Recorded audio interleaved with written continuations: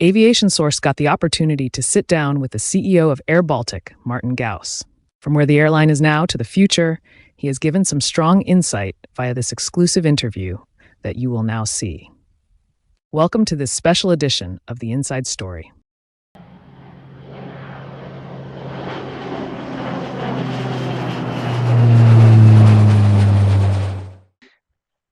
Martin, again, thank you for taking the time to speak with AviationSource today. Obviously today, August 28th, it's airBaltic's 29th birthday. Obviously the 30th anniversary is coming up next year. How excited are you for this milestone? Of course, I'm very excited because if you look at the European landscape, especially at smaller airlines, a lot has happened in the last 29 years. And airBaltic is undisrupted here. We never had to go through any restructuring or bankruptcy proceedings. We went through the different challenges the industry had, and we came out very strong.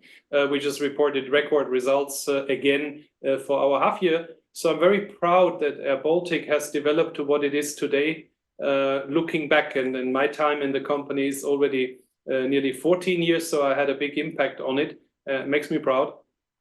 No, excellent. And obviously on the topic of airline financials, things seem to be going pretty well for airBaltic at the moment, obviously with some challenges which we'll get into later on. But do you have an indication of what the second half of this year will look like for the airline?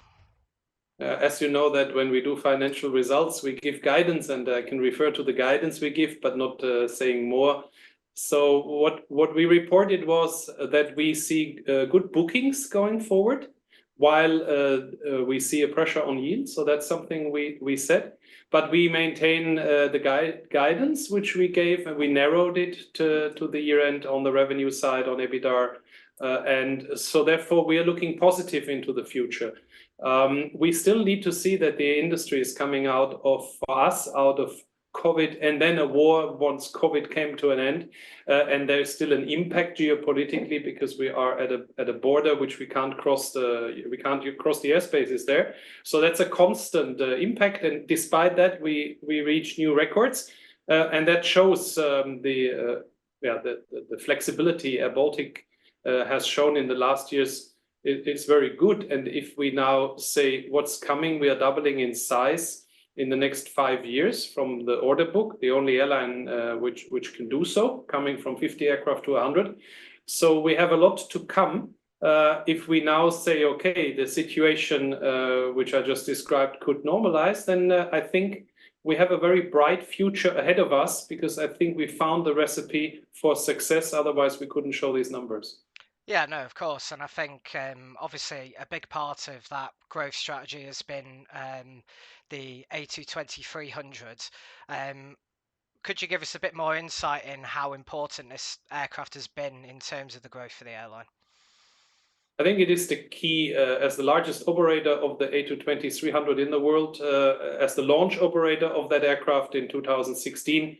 It is the backbone of the success story. It's a new model which we established in Europe, a hybrid model where we have the scheduled business with a full service business class, the economy here matching ultra low costers, while we have a second business stream where we do wet lease for others, also established ourselves as a very successful carrier. If we put it together, then this is all done on the same aircraft, with this aircraft, 150-seater, the most economic aircraft in its size in the market.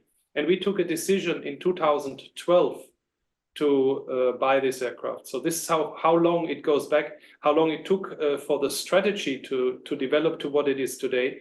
And I would say the A220-300 for airBaltic and its model, which for sure has been developed as the aircraft came into the market and showed us what it can do, is the backbone for the success story, because nobody else in Europe is replicating what we do, because you would have to have the same aircraft to do what we do, because no other 150-seater aircraft can deliver the economics. Yeah, of course. And I think continuing on that, I noticed in obviously airBaltic's financials that you're having issues with engine shortages, Pratt & Whitney issues. Has this been a difficult issue to contend with so far? Yes, I think it's widely reported that especially Pratt & Whitney, but also other GTF engines are an issue now since we entered COVID. It was all caused, there was no issue on the engine shortage, and we're talking about the shortage because performance of the engine it's overperforming on the fuel burn, on the emissions. So the engine is doing a great job as an engine. The issue the industry has is a shortage of spare parts for the engine, and with that very long delays until an engine returns from the shop. And if we look at the latest reports here, I think 700 aircraft in the world are affected by that. It's an impact, right? And again, then looking at our results, a pretty impressive result with having such an impact. But what I would also say is the last 2 years that has really made the headlines. We get guidance from Pratt & Whitney that we see this maybe another year, another 2 years, and then it will be something the industry will not be talking about. It will just be over. There will be sufficient engines and we will not have these issues anymore. A similar, if we go back in our industry, when we had the 787 years ago had issues with the battery, right? It was a big issue, and you were reading nothing else than that. Today, that is not an issue at all. It's fixed, and I think the engine it's performing. The engine shortage will be dealt with as we go into the future. Pratt & Whitney giving guidance here that 1 to 2 years we should be out of this. But until then, yes, we need to manage the all airlines which operate new aircraft, narrow bodies, will have to deal with it. Yeah, of course. And kind of shifting away from, obviously the engine issues, but more into recruitment. I noticed this week that obviously airBaltic is advertising for more A220 pilots with some, very attractive signing bonuses in there. Would you be able to give some further insight into this? And is this down to there being a pilot shortage for the A220 type rating, or is it just a general sort of, we are going to offer you this signing bonus? There's several issues. So we have our own pilot academy where we have the flexibility to increase the output, but it's a 2-year delay. So if I today recruit people to become a pilot, it takes 2 years until they can fly our Airbuses, which means we just increased or accelerated the order book by signing up for purchase right, which come pretty early. So we're ramping up to have sufficient personnel as we grow. And that means to get in the current situation where the market there's a shortage globally on pilots, we do what others also do to attract individuals to join airBaltic. But overall, our way forward is to long-term to do it with the pilot academy to increase the output. But again, that is always with a delay of 2 years, and we need to bridge times when we need more people. Today, a signing bonus is something in the shortage where you can differentiate your offer to others. Others are also doing it. And then we offer a very attractive package, I would say, including a signing bonus. And that should help us recruit sufficient pilots to go forward. We're already now recruiting for the next year. Again, the pilot academy should fix the problem. Once you're coming out of the academy, I would say within 5 years, you have the chance to get a command. And once we have the output, let's say 7 years later, we know already today what we're going to have as aircraft in the next 5 years. In 7 years, we would have then the captain if I take somebody today in the academy. And this planning is there. And when there is a gap, we need to take from the market pilots. Yeah, of course. And on the theme of Airbus, there's obviously been a lot of hype surrounding the upcoming launch of the A321XLR. With the significant kind of network coverage that airBaltic has, sort of been providing, grown into new markets, has there been a temptation for the airline to go further afield beyond, say, Dubai? We have a very clear business model. We are preparing for potential IPO, where we say the business model is based on the A220-300 for the foreseeable future. And therefore, I like the aircraft. I like many different aircraft, but airBaltic is focusing on the A220-300, a single fleet, and our concept. So therefore, we are today not looking at the A321XLR. While I like the aircraft a lot because it is an aircraft which was missing, and I think it's the right time to bring such an aircraft into the market. Yeah, of course. So heading, well, kind of continuing on route network, over the last few years, I've noticed that the likes of Tallinn, Vilnius, Tampere, it's been a big part of the strategy. How important has it been to connect the rest of the Baltics as well as just Riga itself? Very important. It's part of the strategy to increase. We're the market leader in Estonia as well. We de facto like a national carrier there with the largest airline there. We offer 25 routes today, 28% market share. So we have developed in the similar in Vilnius. We have reached 16% market share. We're the number 3 operator there. The reason why we're not larger yet is we do not have enough aircraft to put everywhere. So the 3 Baltic capitals and the interconnectivity between the Baltic states, we are leading by far, and that's the backbone from where we grow. We then started with temporary bases in Gran Canaria for the winter, which we'll repeat this year, and we have Tampere as a base. And what you will see, because people ask where do you put these 50 additional aircraft, we will put them in the Baltics, and we will have temporary bases as well as permanent bases, which we will disclose once an aircraft is available to be placed there. We see a lot of growth still in the Baltic states, so several aircraft to be placed in Tallinn and Vilnius and Riga, but then also outside. The limitation we have today is aircraft. If we would have more aircraft, we could do more, because you always need to see that around 30% of our fleet is flying wet lease out for others, and that we want to keep. So from 100 aircraft in 2030, about 30% are flying for others, and then 70% flying in our network. Yeah, no, for sure. And as you've touched upon at the start of this interview about ACMI, it seems to be a very strong element to the business as well, placing aircraft, placing aircraft with the likes of Swiss, Eurowings, Lufthansa. How prevalent has this been for the airline, and how far do you think you can take that area of the market? The feedback we get from the market is that we are the premium provider of that. This year are exclusively doing for the Lufthansa Group. We are very successful doing this. We showed in the half-year result the breakdown of the EBITDA margins for the scheduled and for the wet lease business, and a very high EBITDA margin business for us. We have a request which goes well beyond what we have as aircraft available to us for the future. We have catapulted ourselves into the number 4 position in Europe of any wet lease provider, while we're the only scheduled airline doing this and doing it strategically going forward. And that makes our potential IPO also so unique, because we are not going to the markets as an airline which just does scheduled flying, because there is a couple of well-established carriers in the market.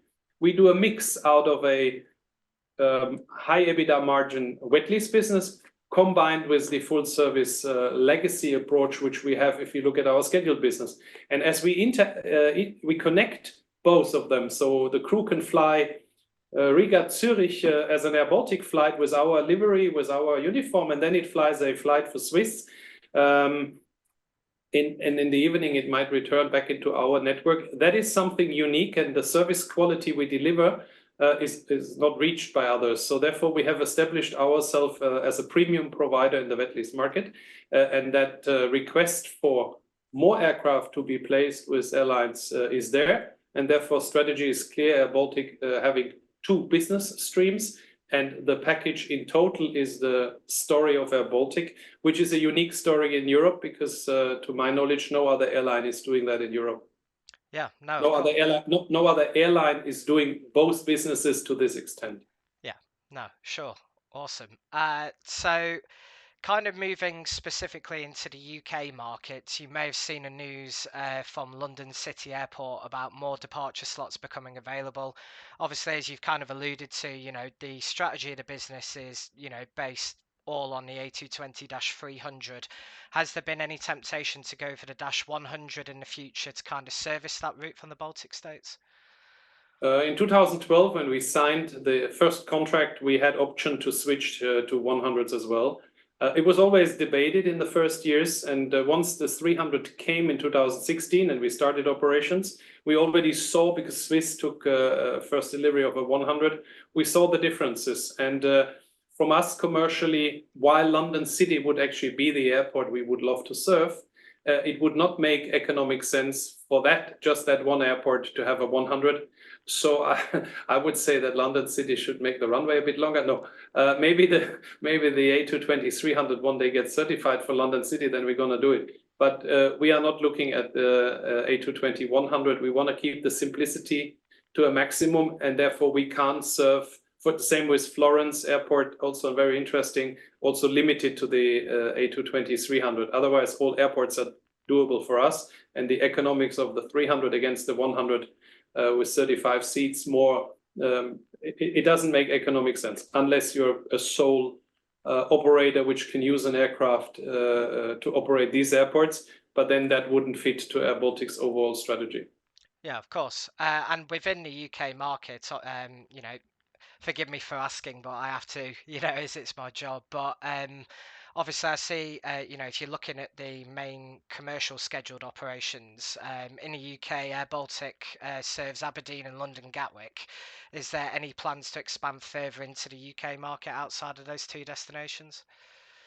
It's always on the list. Gatwick, of course, is easy because that London you have to serve, and for us it's Gatwick. But all other airports, without any airport excluded, are always on the list of airports to be served. But the network planning department has, like any airline, a short list of airports which are coming next.